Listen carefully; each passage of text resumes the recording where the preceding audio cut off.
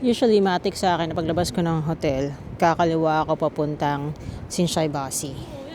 Pero today, kakanan tayo papuntang America Mura. Pagligo ko pa lang ng kalsada, ang dami na agad mga tindahan ng damit.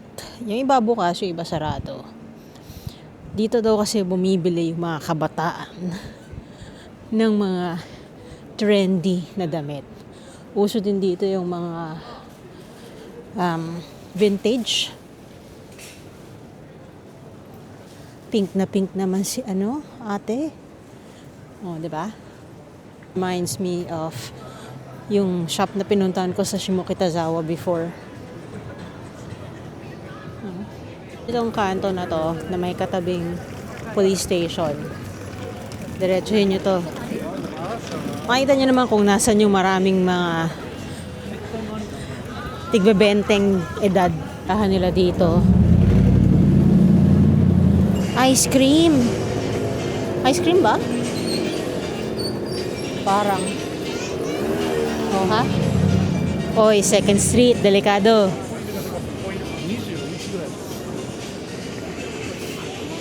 Kindle.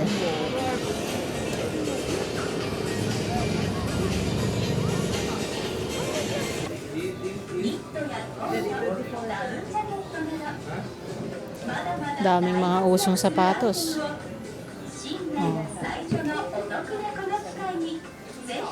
Second hand to mga to, ha. Jordans. Prada na to. So, naka-arrange by designer. Ah. Daming stars eh, oh. Tsaka may wall ng Supreme dun.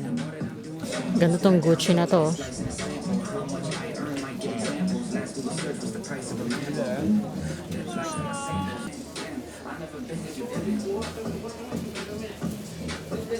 Sa mga musikerong naghahanap ng second hand na mga music equipment, may speakers, may pedals, madaming gitara.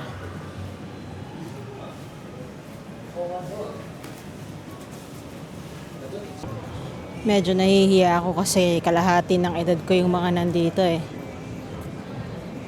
Pwedeng anak ko na nga eh. Ang title ng nito, Trifax Style. Meron din mga jewelry.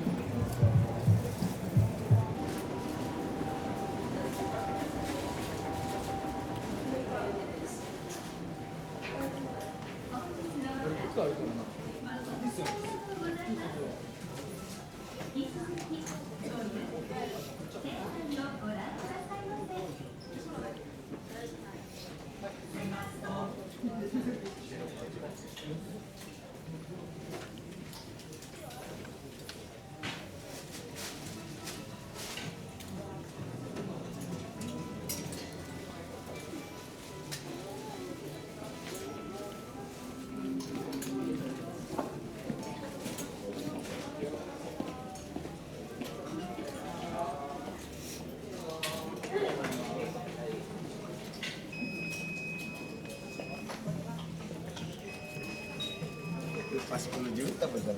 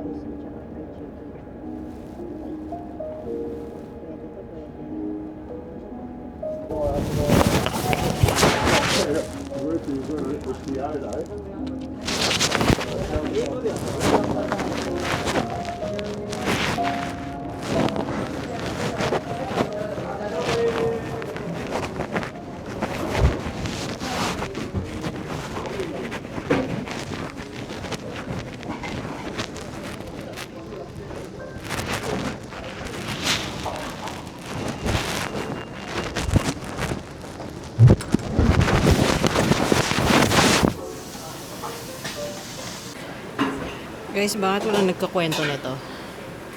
Grabe yung size ng ramen. Oh, sige, for size sake. Kamay ko yan ah. Malaki pa sa mukha ko yung bowl. Grabe. May gyoza pang darating. Parang pansahog lang ng ramen yung mukha ko eh. Grabe talaga. Oh. Ang tanong ay, masarap ba?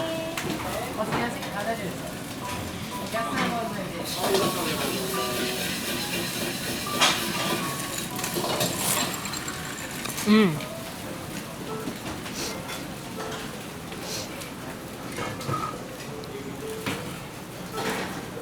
Meron sila nitong mga green onion na parang spicy to eh. Konti lang lalagay natin just in case.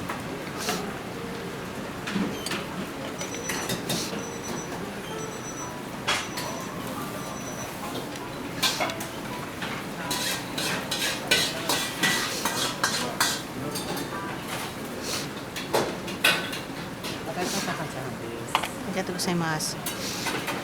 Nakalimutan kong meron pa palang fried rice ito. Thank you.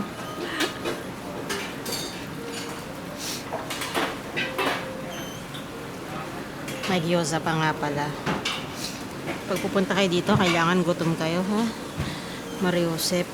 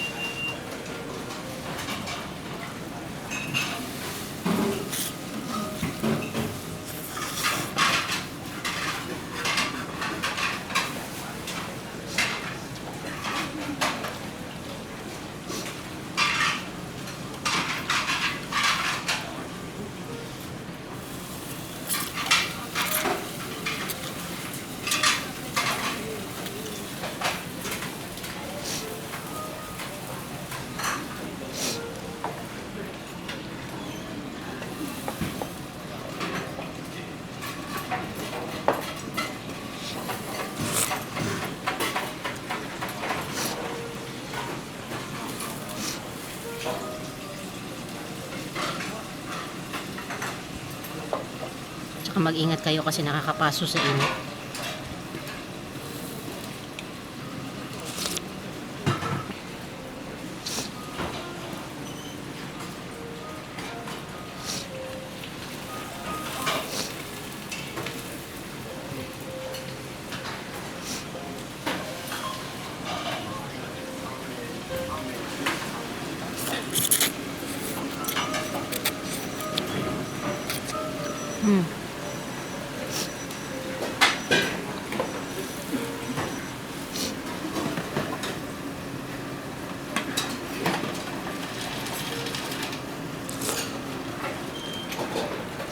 Tikman natin yung gyoza.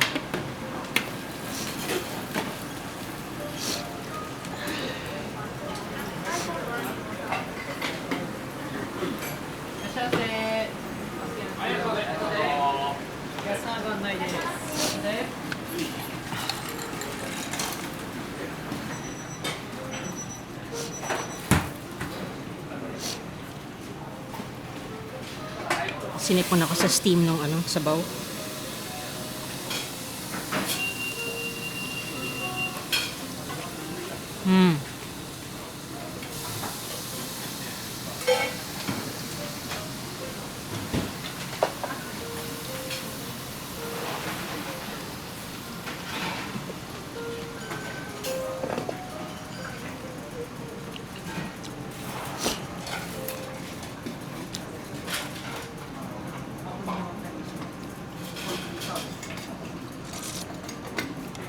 Tikman natin itong fried rice.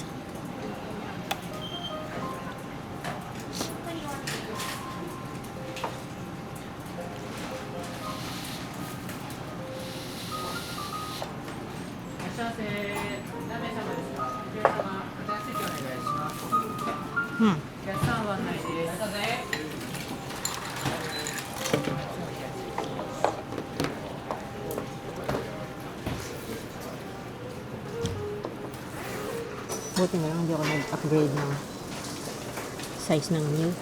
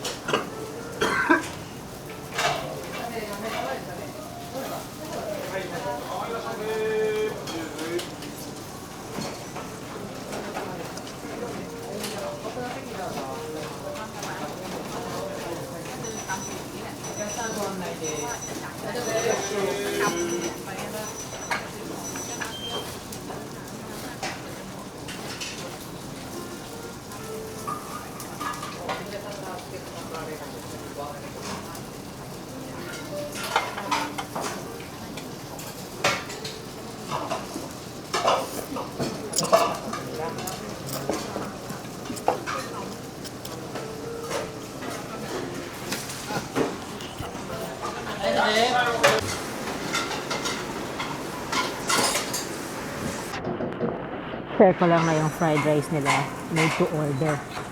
Hindi siya yung sasandukin na lang. As in, niluluto niya per serve. Ayan, kita niyo? Hindi, kasi nakaharang yung toothpick.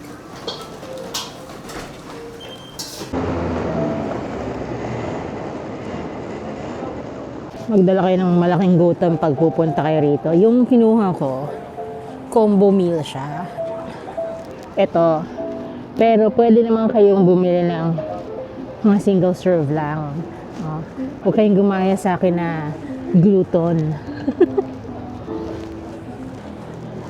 Pinagpawisan nga ako sa pagkain eh.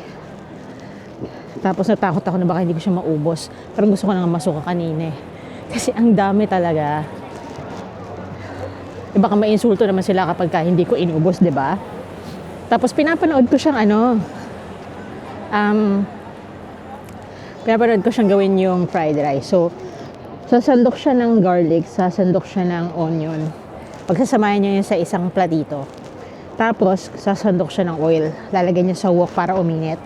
Pag mainit na, usually naman kasi yung wok mainit talaga yun eh. Maglalagay na siya ng itlog. Tapos, yung kanin. Tapos, hindi. Yung garlic tsaka yung onion. Tapos, tsaka niya isasama yung kanin. Tsaka merong mga pork bits. Ba't ang daming tao? Nagulat ako ba't ang daming tao? Tumatawid lang pala. Kasi nakastop kanina. May nakita akong drugstore. Punta tayo dyan. Meron tayong kailangang bilhin. Sobrang impress ako dito. Papasalubong ako yung kaibigan ko. Tsaka mag-keep ako ng isa for me. Ito ang paborito kong lip balm. Bago matulog, sleeping mask muna. Para kinabukasan, hindi dry and cracked ang lips mo. Maghanap tayo ng moisturizer.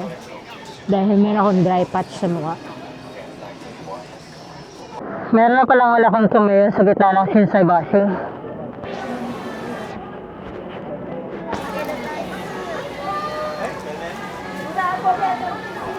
Bagong bukas lang sila. At sale.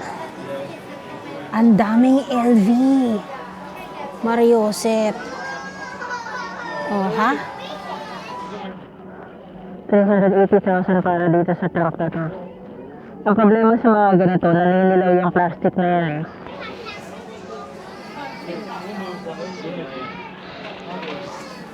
Sanghilera, grabe, puro LV.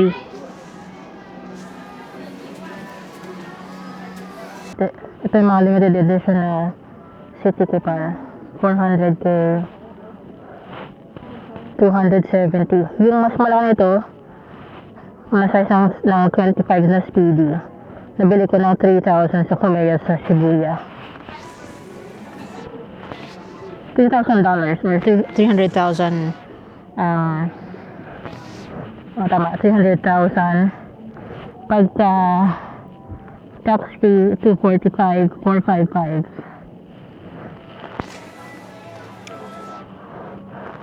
I know, I love my multicolor. Ganda pa yung condition niya, ganda pa yung gazeta. Mas ang dami ko ng bag eh. Hindi ko na ma-justify bumili ng panibago. How cute and unique is this? Watercolor na ano, $5,000 kasi meron siyang exotic handles. Grabe yung rose and rose. Ay, banda doon Gucci na tsaka Dior. Halo-halo na, pero hanggang dito LV. Sa dami ng bag ko, ang dala ko lang yung camera bag. Walang say-say. More itong trunk na to, 270,000 yen. For an LV trunk. Ano ito lang siya? And this other one is 120 for an additional 5% off. Yung soft trunk na yun.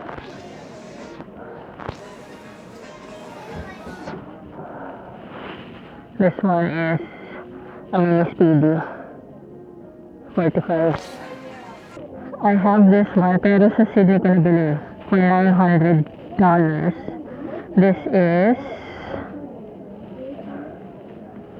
wow, 2,000. This one says $2,350. Ang galerya na to. Eh, yung quality ng akin, ganito lang din. Overpriced. Cute watercolor stock. Magkano to? 370,000. Tapos, 320 para dito sa multiple set. Pwede na. I'm considering, pa siya, hindi siya yung normal na multiple set.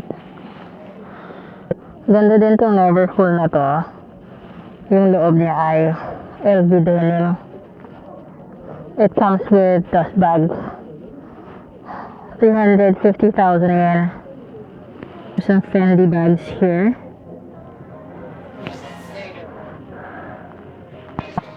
May mga wallets. May Nigo. I have something similar. Wala lang yung white na back pocket. Ito Gucci, Dior, Celine, YSL, Loewe. Itong Loewe na messenger, meron pang tag. Never used. Magkano siya? Hindi makita yung presyo. Pero ang ganda. Meron din silang small collection ng Goyard, Bottega Veneta, Prada. Nakita ko na yung presyo ng Loewe. Bago pa kasi ito eh. Ito naman yung strap niyan, yung makabago. 294,000 yen. Unused with tag. And then a large selection of sunglasses. Mga iba-ibang brands. Gucci, Salvatore Ferragamo, Saint Laurent, Louis Vuitton, Dolce & Gabbana. Ito limited edition Balenciaga Gucci collaboration. Jackie. 180,000. Sa second floor, mayroong luxury fashion and watches and jewelry. Akyat tayo. So, nandito sa second floor yung mga Chanel tsaka Hermes. Ooh!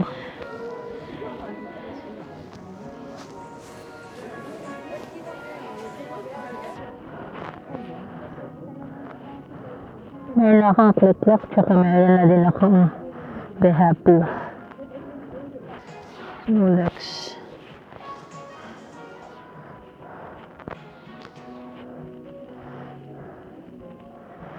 Omega.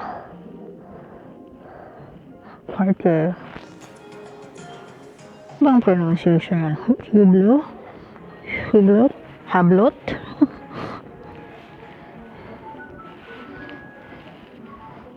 Ito hindi ko na. O di mo, hindi ko na yan. Ito to. Meron pang mas maraming omega. Pero parang puro pang lalaki lahat. Ito yung mga pang babae niya. Pero medyo maarte. Dito ang bet yung mga ganyan. Alas bibili ako ng asawa ko. Siyempre na ako tatanggol, diba? Okay.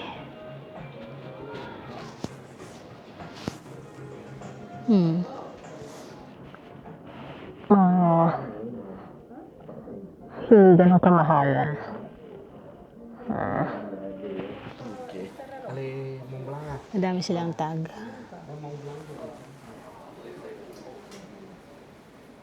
Gucci. May Gucci na Tiffany blue.